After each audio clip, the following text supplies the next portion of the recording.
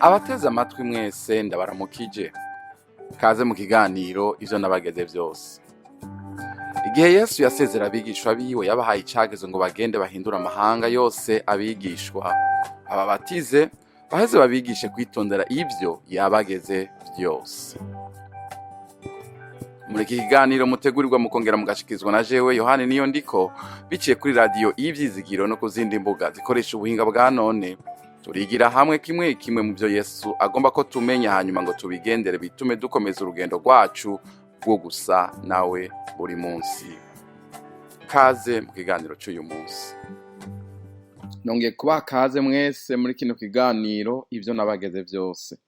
Uyu munsi turavuga ku ijambo rivuga ngo guharura iminsi yacu. Aya n'amajambo tubona umukozi w'Imana Mose yavuze ariko arasenga, yanditswe muri Zaburi igice 90 ku murongo wa 12. Aravuga ngo utwigishe guharura iminsi yacu, ngo uburyo butuma dutunga imitima y'ubwenge. Arasenga ati Mana twigishe guharura iminsi yacu, uburyo butuma dutunga imitima y'ubwenge. Yesu nahabwa icubahiro. Mbega birashoboka ko twomenya ibizoba muri kazoza? Mbega birashoboka ko twomenya ibizoba ejo canke hirya y'ejo? Uwo ari we wese aravuga ati oya ntibishoboka, ni Imana yonyene ibizi. Ariko Mose wewe arasenga ati twigishe guharura iminsi yacu. Aravuga ati iminsi yacu ni mike. Aho nyene muri ico gice ca 90 muri Zaburi nico kitwereka yuko iminsi yo kubaho k'umuntu ni mikeya, iraharuye, yaragabanijwe cyane. Abantu ba mbere babaye ko biri bitwereka babaho imyaka myinshi, ariko kubera icaha imyaka igenda iragabanurwa kugeza iki gihe. Mose aravuga ati imyaka y'umuntu, iminsi yo kubaho ni mike cyane, imyaka yo kubaho kwiwe ni 70 gusa. Ati uwinanase akagira ngo yakomeye, iyo myaka ikaba 80. Arongera karavuga ati mbere niyo myaka ni imyaka y'uburuhe, imyaka y'ugucoka, imyaka y'ukubabara. Aranavuga ati Mana, arasenga ati Mana buri gitondo uzuduhaze imbabazi zawe. Mana uzuduhaze imbabazi zawe buri gitondo muri imyaka mike dufise. Aravuga kandi uhezagire Mana ibikorwa by'amaboko yacu. Hagati muri iyi minsi turiho, mu myaka tubayeho y'ububabare, y'amagorwa, y'uburuhe, Imana tuyisabe kandi iratwumvira, iraduha ivyiza, iraduha umugisha, iraduha naho hoba ari mu mubabaro ugasanga unezerewe niki? Nuko Imana ari hiri, nuko Imana iri kumwe nawe. Imana ikaduha kurengera imibabaro tukayishima. Hamwe abisi abatazi Imana bagira bati mbega urya muntu anezerwa gute ari muri rya magorwa, anezerwa gute ari muri rya mibabaro? Yesu nashimwe, Imana yacu nihabwe icubahiro. Hagati mu byo ducamwo, hagati mu ngorane, Imana iratworohereza, Imana iratugirira neza. Kwizera ko Imana iri kumwe natwe, kwizera ko Imana itaduta, bituma umuntu w'Imana agira umunezero naho vyoba bigoye gute. Imyaka y'umuntu yo kuba muri iyi si ni mike. Turakeneye kuronka ubwenge bwo guharura iyo myaka, iyo minsi, iyi minsi nyene igoye. Umuntu akamenya ati mfise igihe gito cyo kubaho, none muri iyi minsi mbeho gute? Ubwenge ni ikintu kidasanzwe. Mose arasaba ati duha ubwenge tumenye ingene tubaho. Hari abantu babaho ubuzima bwabo bwose bukarangira, hamwe yoraba inyuma akavuga ati none nsize iki, nakoze iki, umugani nsize n'uwuhe? Hari abasiga imigani myiza, hari n'abasiga imigani mibi. Hari abasiga ibintu bibi by'ibikorwa bibi bakoreye abantu, ukutumvira Imana babayeho kukabatera gukorera ibibi abandi imbere, ukutamenya Yesu Kristo, ukutakira Yesu Kristo ngo babere umwami, ngo bari wabaganza, abari wabayobora canke abarongora, bigatuma basiga imigani mibi, basiga ibikorwa bibi bakoze. ariko hari n'ababaye abahizi. Bibiliya iratubwira ababaye abahizi basize bakivugangwa n'uyu munsi naho baba barapfuye, bavugangwa ko babaye intwari mu gufasha abandi, mu gutabara abandi, mu gufasha abagowe, mu gufasha imfubyi, mu gufasha abapfakazi, mu gukoreshwa ibitangaza n'Imana, mu guca bugufiya, mu masengesho, mu kwihererana n'Imana. Kandi uwiheranye n'Imana ntavayo imvumure, avayo afise ico Imana yamubwiye. Mose ugeragere ngaha asenga Imana, asenga amasengesho nk'aya, si ibintu vyizana, birarondegwa. Rero turahamagarirwa kubaho ubuzima bufise intumbero. Uriko ukora iki muri iyi si? Kw'Imana ikwihanganiye iyi myaka ufise yo kubaho, uhaye utegura gute umugani uzosika? Ikintu cya mbere ciza nuko tuba abantu bazi Imana. Ijambo ry'Imana riravuga ngo enda nimuze tumenye Uhoraho, tugire umwete wo kumumenya. Abazi Imana yabo nkuko Daniyeli yavuze, bakora ivy'ubuhizi, bakora ibidasanzwe. Kubera iki? bazi Imana. Bazi Imana urukundo, Imana igororotse, bakamenya ingene babaho muri iyi si ya none, muri iyo myaka mibi y'ubutame. Haleluya, Imana nihabwe icubahiro. Bibiliya iravuga mu gusubira mu vyageze 32 ku murongo wa 29 ngo iyo baba abanyabwenge bo kwiyumviriye ivyiherezo ryabo. Muzi ko ari abantu babaho kumbure batigera biyumvira bati mbega ejo ninapfa bizogenda gute? Ubu yari Mose nyene ariko aravuga abantu bati Imana, bareka Imana. Ati iyo baba abanyabwenge bo kwiyumviriye ivyiherezo ryabo. Wewe uri kuranyumviriza, iherezo ryawe mbega uryiyumvira ko wova mu isi uyu munsi canke ejo?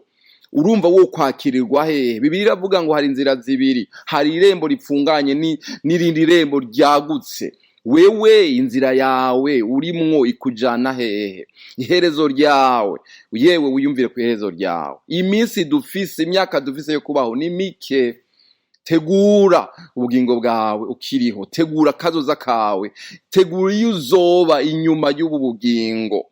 Inyuma y'ubu bugingo hari ubundi bugingo. Umuntu ahategura akiriho. Umuntu ntahategura ntasengerwa yapfuye ngo bihinduke ngo agiye hariya. Oya, umuntu ategura iyo azoja akiriho, akiri mu buzima, akiri muzima, agihumeka. Yewe uhaye utegura gute iyo uzoba nuva muri ubu bugingo, nuva mu mubiri? Imana idufashe. Iri jambo Mose yavuze ngo utwigishe guharura iminsi yacu. Guharura nabivuze, insiguro ya mbere ni uguharura, no kumenya, no gutegura kazoza kawe. Uhaye ubaho gute imbere y'Imana? Ufise ubucuti bumeze gute n'Imana? Insiguro igira kabiri ijambo ngo guharura iminsi yacu niri ngomba mvuge. Uravye mu Giheburayo iri jambo rikoreshwa ngo guharura ni ijambo ryitwa mana. Mana rifise insiguro irenze guharura. Rifise insiguro ivuga ngo gushiraho, kugena. Rivuga ngo Mose ni nkaho yasanze ati Mana twigishe, dufashe gushiraho iminsi yacu, kugena iminsi yacu. Reka ndabereke iri jambo muri Bibiliya turaribona aho ryakoreshejwe. Dufashe mu gitabo ca Yona, igihe Yona yanse kuja Ninewe maze akaja mu bwato buja Tarushishi, hanyuma bukagira ingorane, bagasanga nibo bateje ingorane abo bene ubwato, akavuga ati kugira mugire amahoro nterera mu kiyaga murahita mugira amahoro. Bamutereyeyo. Bibiliya iratubwira ngo Imana yaciye igena urufi. Mwavyumvise ngo Imana igena urufi, itegura urufi, irarubwira iti warufiwe genda umire Yona, hanyuma ndakubwira ibikurikira. Ubwo rufi rurumvira rugenda rumira Yona, ruramutwara. Rutarana mudahwa ku musozi, Yona ngo arasenga Imana, arasaba Imana imbabazi, yemera kugenda y'Imana yamutumye. Turavye kandi Yona ahejeje kubabwira Ninewe bakihana, bakitunganya, Imana ikigarura ntibazane ko ivyago yari yagenye kubateza. Yona ngo yahise ashavura, ashavuye ati nivyo nakubwira we Mana, narinzi kugira imbabazi. Yemwe Imana yacu ni nyembabazi, uwihanye wese Imana iramubabarira. Yewe uri kuranyumviriza, wihanye ukihanura, ukitunganya, ukabwira Imana uti mbabarira Mana, Imana inyembabazi kabisa ikikubabarira. Abinenewe Imana yababariye. Noneho bitera ingorane Yona ngo nari ndabizi wewe kuri Imana ugira imbabazi kuzobaharira. Kubera rero Yona ntiyashaka ko bababarirwa.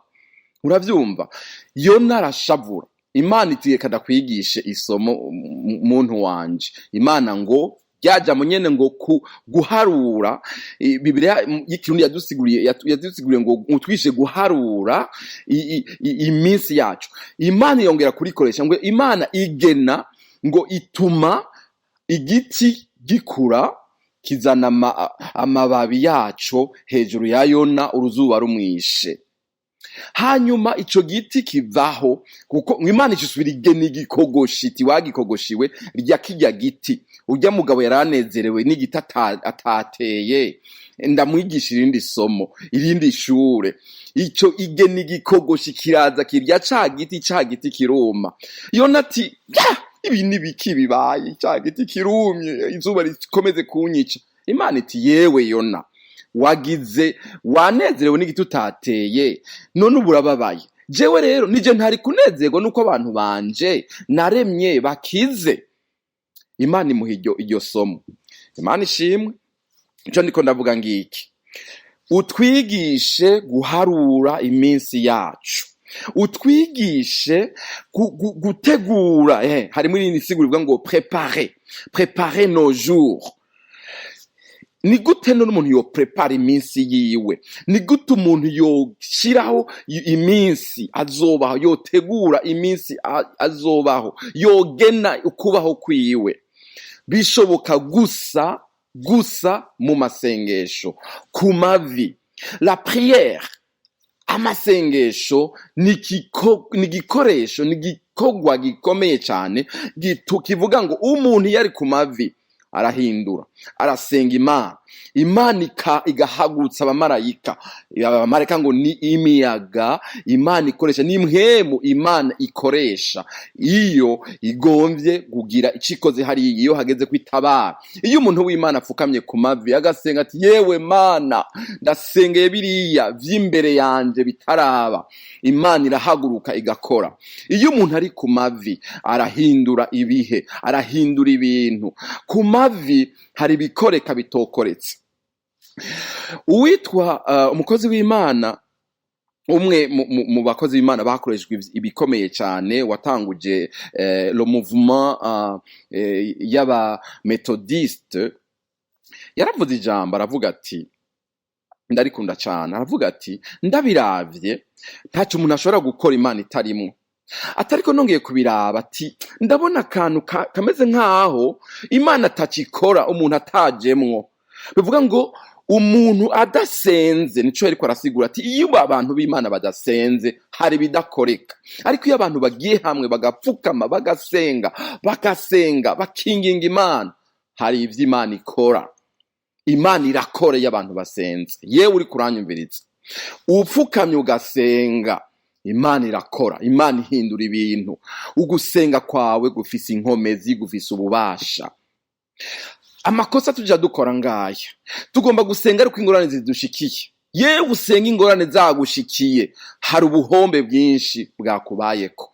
Aya majambo ariko ndakubwira uyu munsi, akubwira ngo senga bitaraba, senga utarabwa mu ngorane, senga umukoresha wataratangura kuja impaka nawe, senga musengere, sengera ababanyi bawe ingorane zitaraduka, sengera abana bawe batarabwa mu bibazo, sengera uwo mubakanye ingorane zitaraba.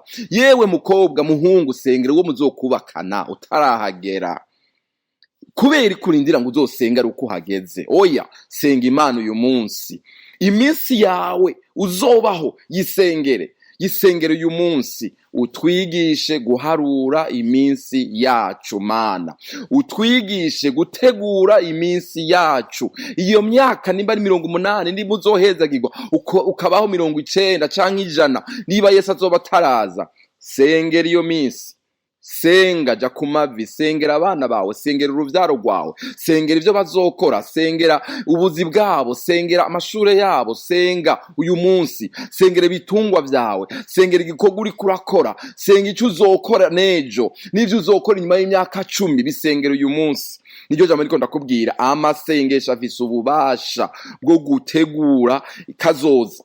Imana irahaguruka, umva, burya bubasha Imana yakoresha, inkomezi canke autorite Imana yakoresha mu kuvuga iti nihabeho gikogoshi wagikogoshiwe genda urye kirya giti, bivuga ngo nawe usenze Imana harimo ububasha. Imana iraguha ububasha, iraguhaye ububasha bw'uko nupfukama ukayisenga, kuko wumve si uvyikorera, niyubwira nayo ni nyabushobozi, urayibwira nayo iragenda ikore, iragutegura vya kazoza hariya, irakuraho ivy'abansi bakuvuzeko, ivyo satani yateguye, ivy'abadayimoni bateguye hariya ngo ntuzorenge kariya karimbi bagushingiye. Imana ifise ububasha bwo kubikuraho nusenga, ariko nudasenga ntibizokoreka. Ariko nusenga, yego mu mbabazi zayo hari ivyo duha tudasenze, n'umuririmbyi yabiririmbye ngo hari ivyo dukorera tutanasenze.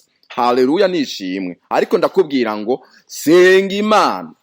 Imana idufashe gusenga, Imana idufashe kuba abanyamasengesho, abantu baje imbere y'Imana bakinginga, bakarira, bakaborogera Imana, basengera iki? Kazoza. Woye kurindira ingorane zishike ngo uzosenge. Senga uyu munsi zitaraba, senga yabiri utanazi, uti no sengera iminsi itariho, yisengere yego. Senga. Hari ubwo satani n'abadayimoni baguteza ivyo gukenyuka, baguteza ama accident mu buryo bwabo. Senga Imana.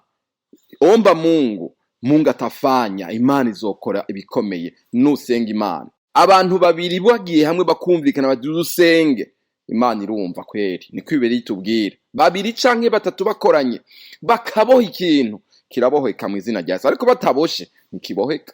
Ni ijambo ry'Imana. Imana idufashe, Imana iduhezagire. Murakoze, amen.